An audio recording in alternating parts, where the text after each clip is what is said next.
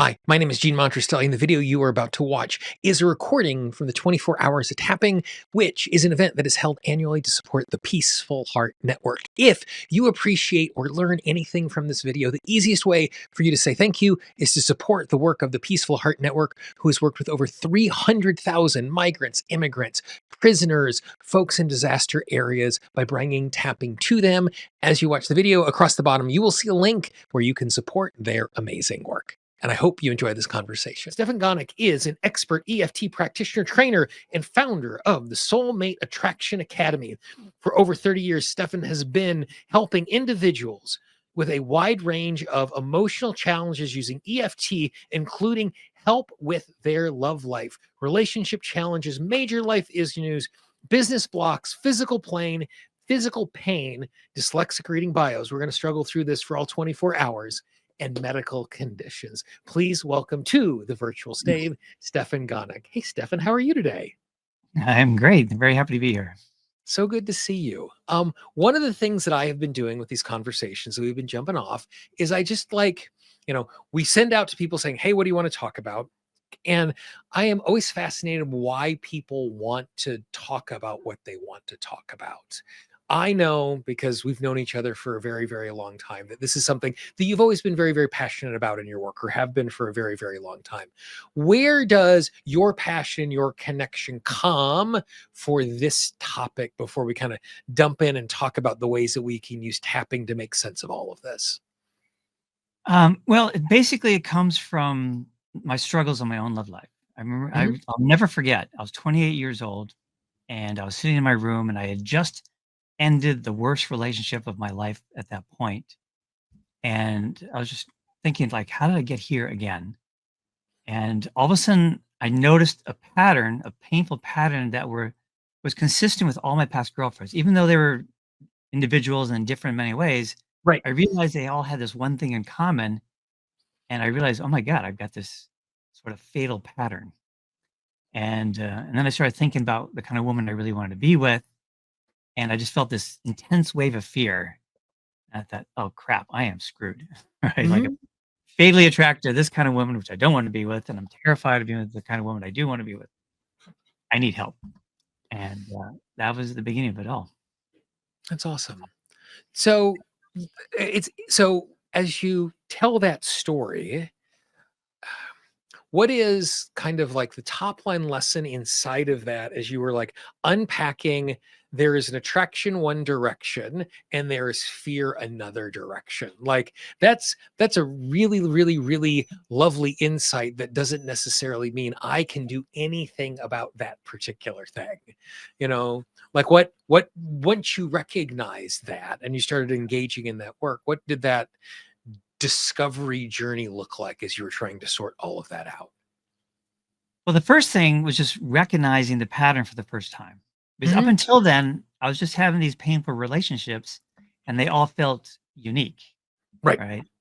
And so I didn't see the pattern until I was 28. I'm grateful that I saw that young. A lot of people don't until they're much older, if ever, actually. But I saw it and went, oh no, I seem to have this common theme through all my relationships. And it's clearly a very powerful one because it's like all of them. And I just thought, well, who do I want to be with? What's the Mhm. kind of woman I really want to be with instead of that type of woman? And just starting to imagine, I felt this intense wave of fear. And at the time, I didn't even know what I was afraid of. I just knew that I felt this intense wave of fear. And I thought, as long as I'm this scared, there's no way I'm gonna be able to be with a woman like that. And so the next realization is I need help. Right? I don't even fully understand what's going on, but I understand just enough to realize that this is completely untenable. In fact, my love life just felt completely doomed that night. And then the next day I woke up with just this feeling of determination. It's like, "Hey, this cannot be the end of my story. I'm going to get help. I'm going to do whatever it takes so I can finally, find the kind of love that I really want to find." And then I went into this intensive therapy with a regular therapist twice a week for 14 years. Oh my gosh.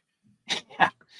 So, on the one hand, he was really good in helping me understand what was going on for me. He helped me understand the pattern I recognized way better than I initially recognized it. Mhm. and which was extra helpful. And then, we just kept plugging away at it for many years. I had this sort of pattern to be attracted to a certain type of woman. It took him 3 years to help me break out of that pattern, which was awesome. And at the Mhm. time, 3 years didn't seem that long, Right. back then. And then, I started delving into what all these fears and negative beliefs I had around being with my ideal partner, and that took many years, and I didn't even finish while I was with him. At the end of the 14 years, I still wasn't done. But then along the way, got inspired to learn how to do this too. And initially, I learned he was a Gestalt therapist. For anybody who recognizes what that is, and I liked it better than talk therapy. Talk therapy Mhm. didn't really do much for me at all. Um, and so, with Gestalt therapy, I felt like, wait, there's movement, things are happening. So initially, I got 5 years of training in Gestalt therapy, so I can do what he did. Mhm. And the understanding we all had is therapy is just a slow, gradual process, takes time, measured in years, and that's just the way it is, right? But then years into that process, I just started feeling impatient. Like there's got to be a better way. And then I started looking for other techniques that might be faster. And first, I learned this thing called EMDR. For those who've heard of that, which I found really cool, particularly as a client, I liked it. But working as a practitioner, I felt like it worked well about 50% of the time for me, which wasn't, good enough. And then eventually I came upon EFT, and I just took to it like a duck to water. And all of a sudden, instead of things working 50% of the time, things were working 98% of the time. So it's like, okay, now we're talking. So now, using actually my own version of EFT by this point, um, I can help people. The 3 years that it took my therapist to help me break out of my negative attraction pattern, Yep. I can now do that in a couple months with the client. So it's dramatically faster time frame.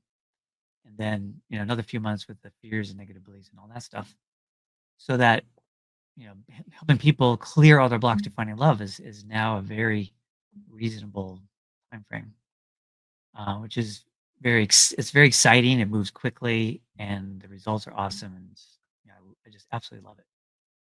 So with that as the table setting in, Yeah. um, start at the very, very beginning. Like, and I don't mean your very, very beginning, but someone is in a circumstance where they are like, huh, I would like this and this is not working out. Like Right. what is the process, the stages, the process? Like how does someone, because simply recognizing, like we talked about a little bit earlier, simply recognizing the fact that I have a problem and there's a disconnect is just problem recognition. It's not solution, it's not moving forward. It's good, but it It's doesn't necessarily make hugely translate. important though, because Yeah, I think it's hugely important. the great majority of people never recognize there's a problem. They may be Yeah. unhappy, but they don't realize, oh, there's something going on with me that is causing these unhappy experiences I'm having.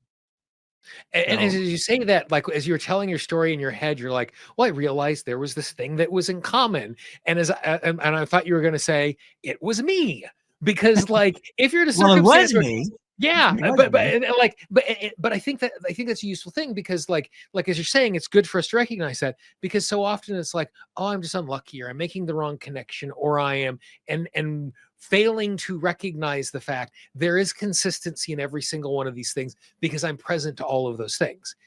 Now Right. I need to figure out what that is and do something about that. And I don't just mean like comb my hair and remember to brush my teeth so I'm presentable, but like there's something going on in that particular way. So you're right. The simple fact I'm taking for granted that we are recognizing the fact that there's something internal that we need to change. So I'm glad you're underlying that fact that that is a prerequisite for us to do any of this work is for us to recognize that particular thing. Yeah, it's huge. So, if you have the feeling that your love life sucks, that's your wake up call. Your Mhm. love life shouldn't have to suck. And the reason why it does suck is because of the stuff that I went through, which is very universal. I mean, I'd say at least 90% of people go through the same kinds of stuff that I went through. So if your love life sucks, that means there's stuff going on with you. And I think by the end of this interview, you'll understand a lot better what those things might be.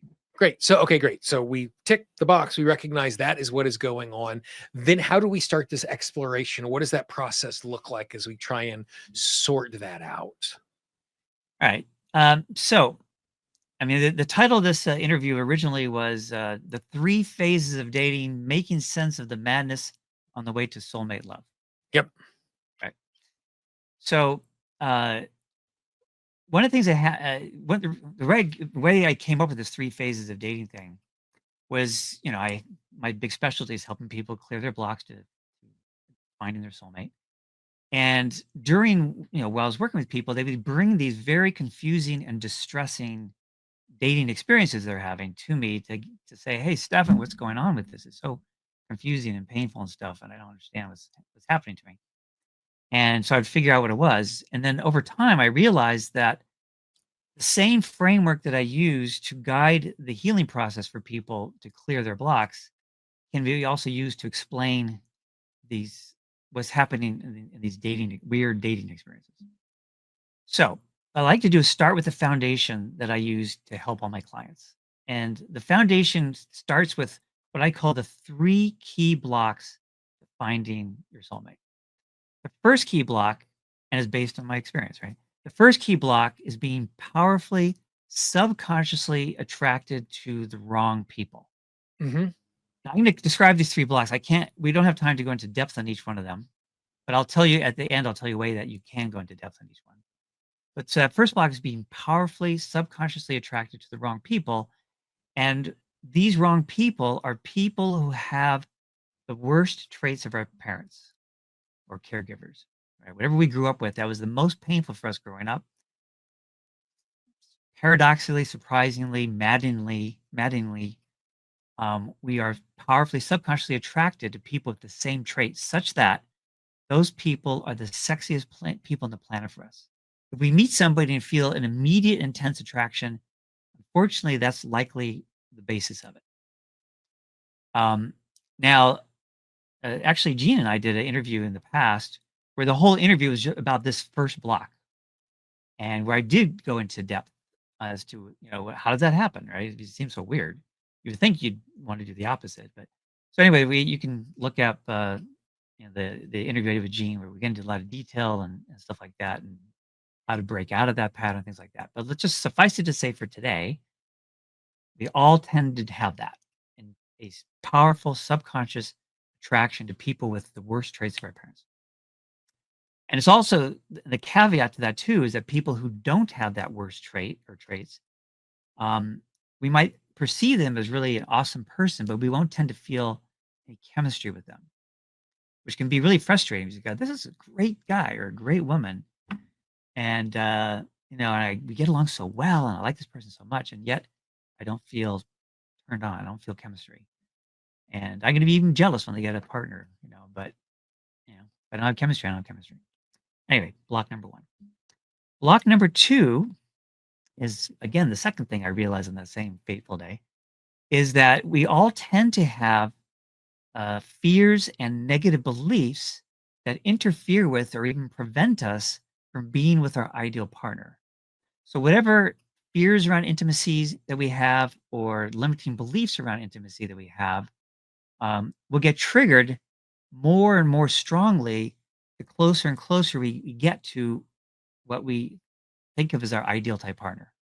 That's why as I try to imagine the kind of woman I really want to be with, I was slammed with fear. And over time, I got in touch with what that fear was all about, as well as negative beliefs. So the person that will actually trigger us the most around our fears and negative beliefs is our soulmate, right? Because this is the best possible person for us. So people tend to think, oh, well, a soulmate is just going to be, it's like we're made for we're meant to be together. We're made for each other. We're so compatible. So this and that, and that's true. But if we have a ton of fears and negative beliefs around intimacy, we're going to have an intense fear reaction rather than an intense, oh my God, you're the one reaction. And so So, I have a question about that, just in what you phrased right there. So you said a fear around intimacy. So is it the fear that is around intimacy, and therefore, because this person is so ideal for me, I'm much more likely to have the intimacy, and that's the reason why the fear is showing up? And so Right. it's not the person, but it's what could be created with this type of person that is the part that is dangerous, and that's the reason why I'm repelling what is going on. Exactly right. That's why I tell people your soulmate is the scariest person on the planet for you. Is because there's the maximum possibility of deep intimacy with that person. So, so common fears and negative beliefs around intimacy would be, well, fears wise, one of the biggest ones is I'm afraid I'll get hurt again in some way that we were hurt in the past, typically from childhood. But then we tend to reinforce the fear of that hurt because remember, we're attracted to people with the worst traits of our parents. So whatever pain we experience from that worst trait, um, is we're afraid of repeating that pain, right? Actually, let me give you some common traits that people tend to Yep. be attracted to.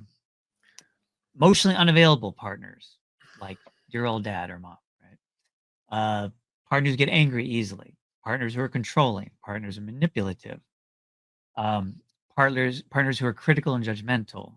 Partners who are needy. And we have to feel like we have to take care of them. Uh, and then there's some common ones like they have an addiction, struggle with addiction, or there's cheating involved, things like that. So there's certain negative traits that came from childhood. So like if we had a parent who cheated on their other parent, sadly, we will become powerfully attracted to that scenario. In that case, it's a little more complicated. We might become attracted to somebody who will cheat on us, or we might become the cheater, or we might become the third person in the cheating triangle. But we'll be drawn to that situation. So anyway, these are common traits that might be attracted to. It could be anything, but those are just the most common ones. Uh, so fears could be, like I said, fear of re-experiencing the same pain that we've experienced over and over again growing up. Uh, fear of if you have a controlling parent, fear of being controlled, fear of losing myself in a relationship.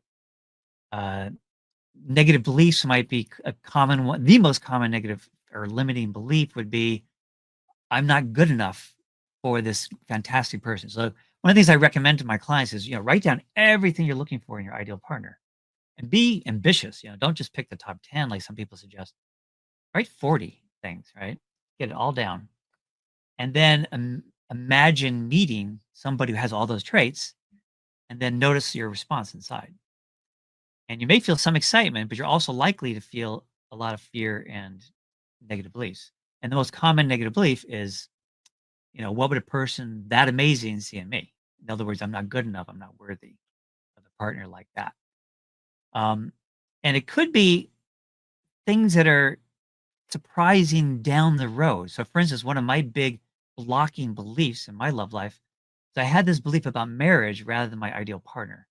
That was that as soon as I get married, I would lose all autonomy and I'd have to do every single thing my mother. That was funny. My wife, I would have to do every single thing that my wife wanted me to do, and I'd have to stop doing anything she didn't want me to do. She would be in total control, which is not a very appealing prospect for marriage.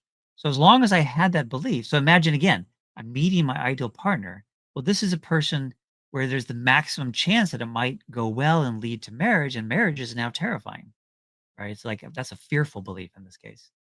And as long as I had that belief, there was no way I was going to get close to a woman I was super into. I also had a negative belief just similar to the not good enough or not worthy one, which was any woman I'm super interested in couldn't possibly be interested in me. Boom. So very self-defeating. Yep. And having these fears and negative beliefs sometimes can be so powerful we can't get anywhere near a really interesting person. So like in my case, during that phase of my life, I'd go to a party as a single man and I'd kind of scan the room. And there was almost always at least one woman who would like really stand out as not just good looking, but there's something about her energy. She just seemed really appealing and interesting and stuff like that. And then I'd keep scanning the room and there'd be this other woman who seemed nice. And I was too intimidated to go talk to the one that seemed fascinating. And so I talked to the one that seemed nice. And because I wasn't really that interested in her, I was comfortable and confident in myself. And often then she would then like me. Right. Right. And then I might kind of pursue that just because I was kind of feeding off of her energy of liking me, but I was staying away from the women that I was the most interested in. So it's very so it could be either like that, where you can't even go there, or it could be that you do talk to them, but your fears and negative beliefs cause you to sabotage yourself. So you might fumble around and have a hard time talking. Or you might say something that is not you, that's really condemning yourself. I remember doing that once where I went, "Who said that?" Yeah, That's and it makes so much sense because like it's just a natural protection mechanism. Like if I blow this up right now, I don't have to worry about the dangerous thing that is coming with connection and all of that sort of stuff. Like it just from 70,000 feet or the distance of time, like it's of course this is exactly what's going on. But in the moment, you're just being safe. Like that's all that's happening. well, you're being safe, or you're trying not to be safe by actually talking to a woman that Right. you're scarily excited about, and you're just too nervous. Yep. It's like, I can't function, can't think clearly, something like that. So that's the second block, right? Is these having too many fears and limiting beliefs that interfere with or even completely prevent you from being with your ideal partner. And the third one is not quite a block, even though I call it 3 blocks. It's more about understanding how the law of attraction works and understanding that it's always in action and learning how to apply it to your advantage instead of your disadvantage. So, for those of you who know what the law of attraction is, we probably won't have time to get into that too much, but that's the third one. So, if we have this framework of these 3 key blocks, which have to be cleared, all 3 of them have to be cleared or addressed in order to find your soulmate or ideal partner, whichever way you want to put it. Um, we can then use that to understand dating experiences. So, should we get into that? The 3 phases of Yeah, dating. absolutely. That's perfect. Yeah. Okay. So, phase 1 is what I call unconscious, unhealthy dating. So Okay. that's where I was at when I was 28. That's where we all start. That's the phase of dating that where all 3 blocks are present, right? All 3 things are going on. So your love life consists of having one painful relationship after the other with people with the same negative trait that's causing you the same pain you grew up with as a child, and you can't get anywhere near the kind of person you really want to be with. The law of attraction is working against you because it's unerringly helping you find as fast as possible these negative partners, right? So it's just okay, so that's phase 1. Most people in the country, maybe the world, I guess, stay in phase 1 their whole life. That's their dating life, right? Including when they get married, right? Half of marriages fail, and half the ones that stay together are unhappy. So 75% of marriages don't work out very well. So that's where most people are, is in phase 1. Now, if you're on the healing path, though, which is really what this whole 3 phases of dating thing is for, um, you have the possibility of moving through to phase 3, which is the great one, and we'll get there in a minute. Phase 1, what I usually do with people in phase 1 is let's start working with these powerful negative attraction patterns. Because as long as that's happening, you're kind of screwed, right? Because you're going to be in these very unhealthy relationships. So we spend all of our energy in phase 1 in the healing path to break out of these negative attraction patterns. Once you successfully do that, you enter phase 2. So at this point, you are no longer attracted to people with whatever negative traits you were originally attracted to. Like, hooray, yay, incredibly liberating feeling. And you never have to worry about being with that kind of person again. You don't have to be on the lookout for red flags. Nothing. That part of your life is just done. But now you're dealing with these having fears and negative beliefs that are interfering with being with your ideal partner. So phase 2, I call it, I characterize phase 2 with playing it safe or drama. Depends on exactly how you take it. So, and this is where all the confusing stuff happens is phase 2. So we're going to spend most of our time in phase 2 here. So phase 2, the very first part of phase 2, where you're no longer attracted, remember, people with the negative traits were the sexiest people on the planet in phase 1, right? So in phase 2, you're not attracted to them anymore. So you meet somebody like that, instead of being attracted, you feel a bit of a aversion, like a yuck feeling. In fact, that's how you know you've done with phase 1. It's like you feel this yuck to those kind of people. But if your fears and negative beliefs haven't been addressed at all, you're going to be too scared to be attracted to a really good person, and you might find yourself in this weird position of now I am not attracted to anybody. And I've had a lot of clients to me say to me like, "Thanks a lot, Stefan." I used to at least get really excited when I met somebody new, and now I don't find anybody appealing or interesting or anything, which kind of sucks in its own way. So then I explained to him this, phase 2 stuff. And this is just a temporary phase within phase 2 where, you're at the very, very beginning of phase 2. Now, as you're gradually starting to work through these fears and negative beliefs, what you might do is, and a little step further into phase 2, is to be safe. It's the theme here is safety. So in phase 1, it's not about safety, it's about sucking, right? So phase 2, the beginning of phase 2, it's more about safety. So what you'll tend to find that you'll do is kind of what I was doing, which is you'll interact with people that you think are nice. And it's nice to be with them. It's pleasant. It's nice companionship. The word nice tends to characterize the whole thing, right? So it's like it's a way to have a relationship that feels safe because you're not really that excited about that person. And because you're not excited, it's not triggering your fears and negative beliefs. And so you feel comfortable. So it feels safe. And kind of boring, but it's something. So that's early phase 2 kind of thing. Now, the other thing that can happen in relatively early phase 2, maybe a little further into it as you're working through stuff, is you may be really ambitious and just which again is something I did, where you're not really ready to date somebody that you really find great because the fears and limiting beliefs are too intense, but you go for it anyway. And that's when you get into this sort of drama situation where you are trying to interact with somebody that you're excited about and you're too scared for it to go well. You're feeling too defeated from your limiting beliefs. Like they're not going to like me anyway, but damn it, I'm going to go for it, And so it'll be this very tumultuous thing. You might even start, dating the person and even get involved, but the self-sabotage will just keep rising. And you'll find yourself, if you manage to get into a relationship, that you keep, starting fights for no reason, or various different things will happen that will eventually just blow the whole thing up. So that's a little further into phase 2. Then as you continue to progress through phase 2, so now you've really been clearing a lot of your beliefs, negative beliefs, and a lot of your fears, but you still haven't gotten all the way to the end yet, but you're a lot further along. You'll get to what I'll call phase 2.5, which is safety through emotional distance on your side. Again, it's safety.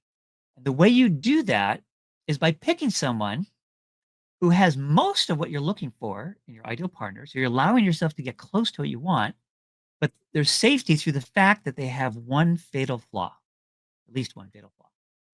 And that fatal flaw means deep down that this will never work out. Right. Right. So the fatal flaw might be I desperately am committed to having children, and the other person is totally against having children. Or I'm super into my religion and they're atheists or a different religion or something. Or they might be married, right? So that's a fatal flaw. There'll be some kind of fatal flaw that allows you to get close to what you ultimately want, but still feel safe because you're not quite there yet. Yep.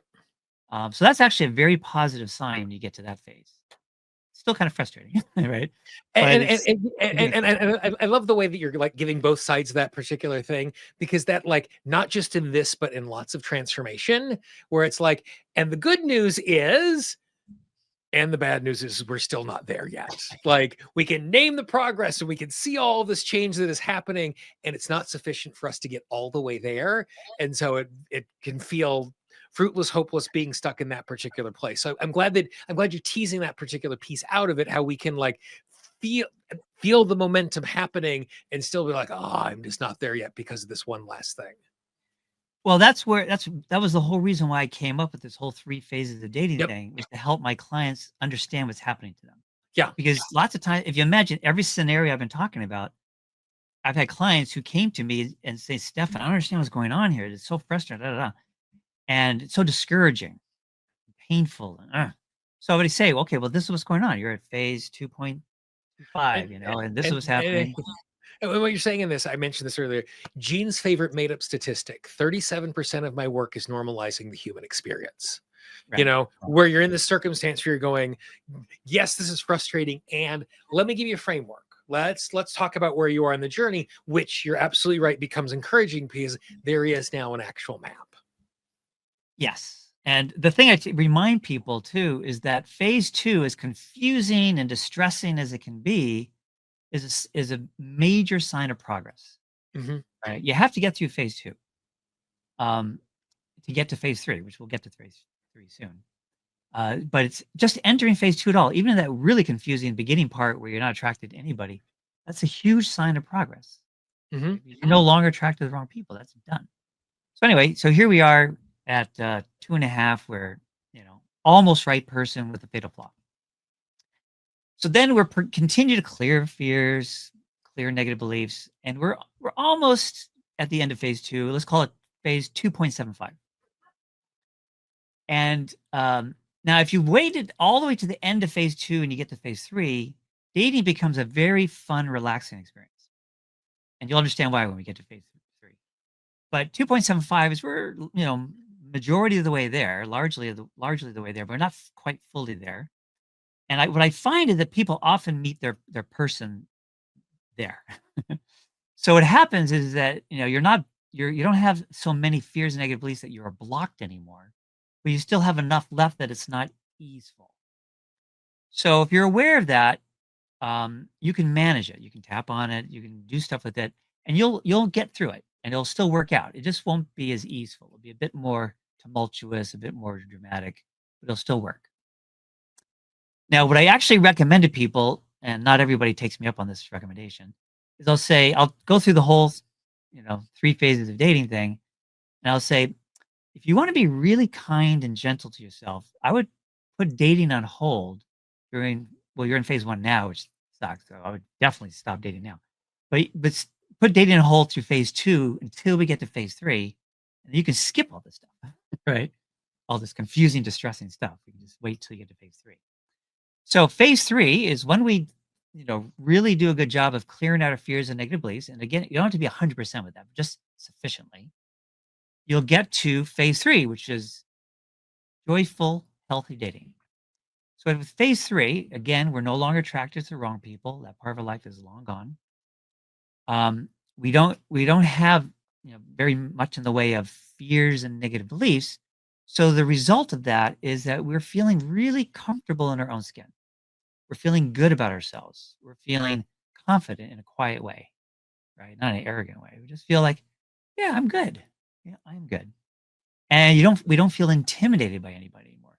So someone who seems really super, appealing and on all levels to us, visually, personally, everything, we no longer feel like they're way up above us, up on a pedestal. We just feel like, wow, that seems like such an awesome person. I'm going to go talk to her and get to know her a bit, or him, or whoever, right? And it's very relaxed. And what will happen is that anybody you get in a relationship with in phase 3 is going to be a very good person, and you're going to have a very good relationship. And there's just a couple things that you have to deal with in phase 3. Most of it is really good. One of the biggest things you have to deal with in phase 3 is just deciding this really good person I'm in a relationship with, in a very good relationship with, is this person the one? Right? Because it may be really good, but still not quite be the one. Mhm. And but that's where you can encounter the biggest challenge in phase 3, because if they're not the one, you have to let go of somebody who's really good Yeah. in the hopes of finding somebody great. And I was in that situation. I have experienced every one of these things, so I can relate to everybody who's going through it too, right? So I was once with this woman. She was very good. Our relationship was very good, but it wasn't great. But I was afraid of letting it go because what if I don't find anybody better than this? This is very good, right? Yeah. And it took me several months of soul searching before I finally went, okay, I just got to be brave and let it go. And it worked. Eventually I met my wife to be, and now wife, and now I look back going, oh, thank God. Thank God I had the courage to let Right. go of something that was very good, to hold out for somebody who was awesome for me. So just to give you an idea of how awesome she is for me, I had on my partner vision list, where I wrote down everything I was looking for. I had 35 items on my list. She matches 35 out of 35. She had 32. She did the same thing, unbeknownst to me, and she had 32 items on her list, and I matched 31 and a half out of her 32 items. So we were like super, well matched.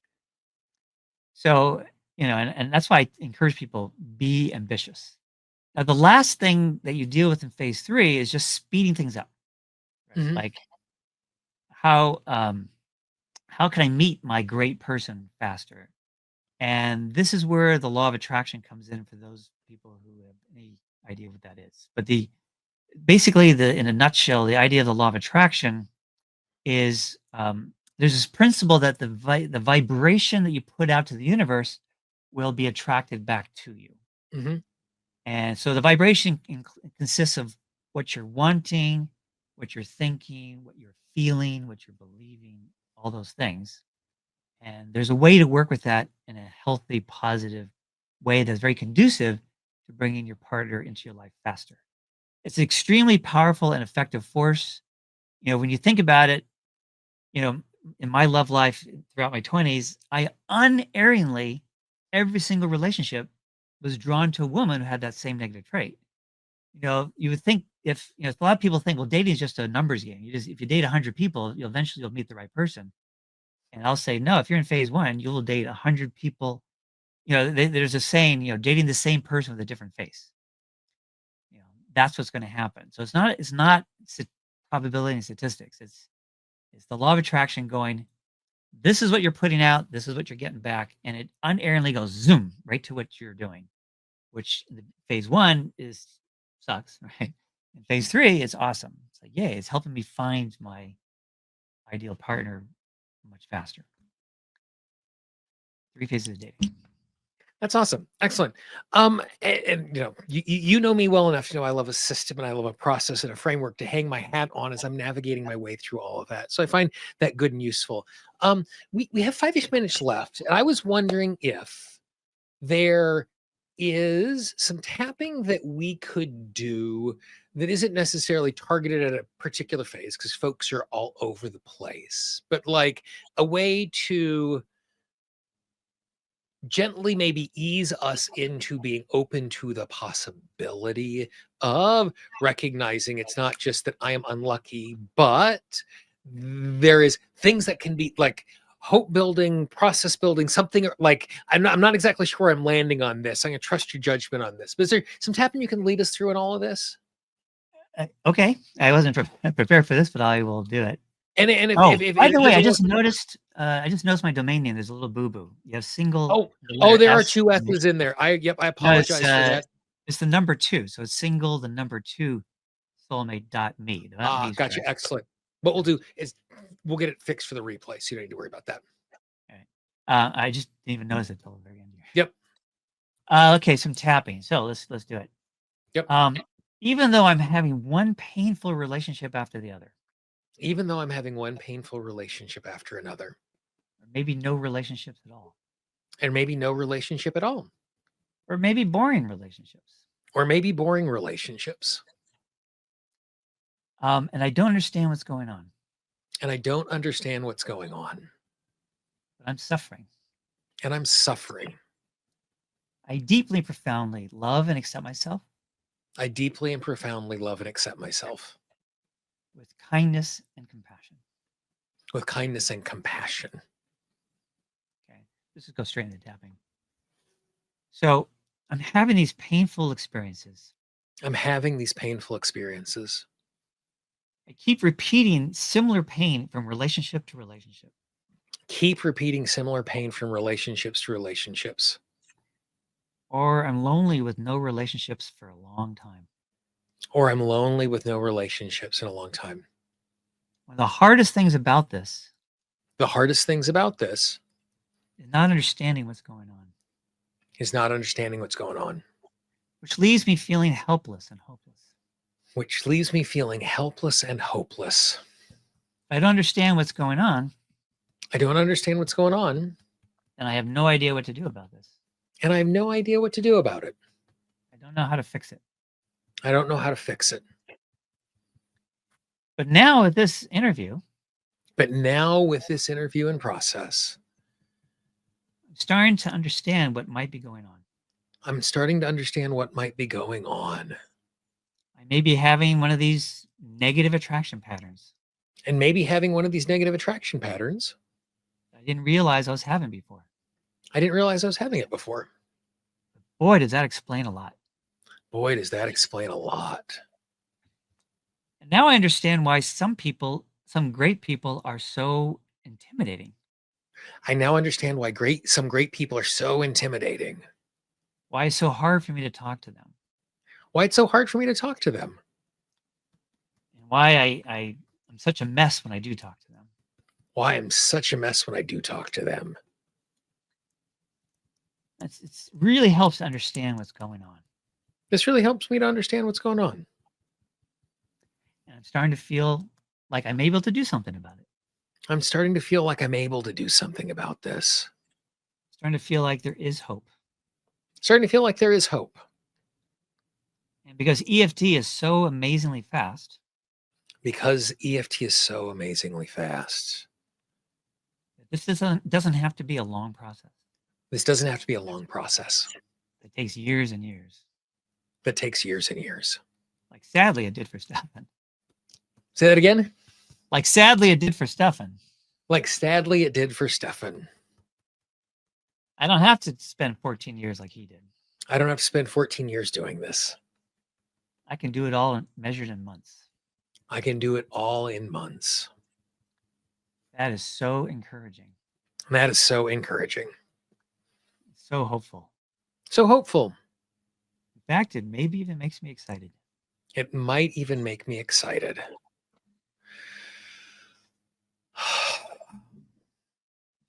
Hope is such a lovely thing to have. It makes things so much easier, even in the face of things that are hard or complicated or not even knowing necessarily what the exact next step is.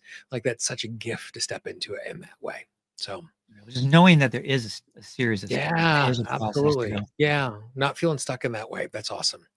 Excellent. Well, Stefan, I so appreciate your insight and your wisdom. I took wisdom and insight and turned it into winsight, because that's where we are in this process. But yeah, Can I share my free gift with everybody who's attending? Yeah, absolutely. Yeah, go ahead. All right. Very simple. At my website is single number 2, soulmate.me. I have a free mini course called The 3 Secrets to Attracting Amazing Love that goes through those 3 key blocks in much more depth. This is a meaty mini course. It's not like fluffy ones. It goes through in great depth how the 3 blocks work and much more importantly, how to break free of them. And it's free for everybody. Awesome. Excellent. Well, my friend, I appreciate your time and thank you very much for sharing your wisdom and your experience with us. It's my pleasure to be here and support the Peaceful Heart Network. Awesomeness. Good stuff. Thanks. I hope you enjoyed that conversation. As you look at the screen right now, you can see a link to the entire playlist of every single conversation for previous 24 hours of tapping. There are over 120 presentations waiting for you. And please consider supporting the amazing work of the Peaceful Heart Network.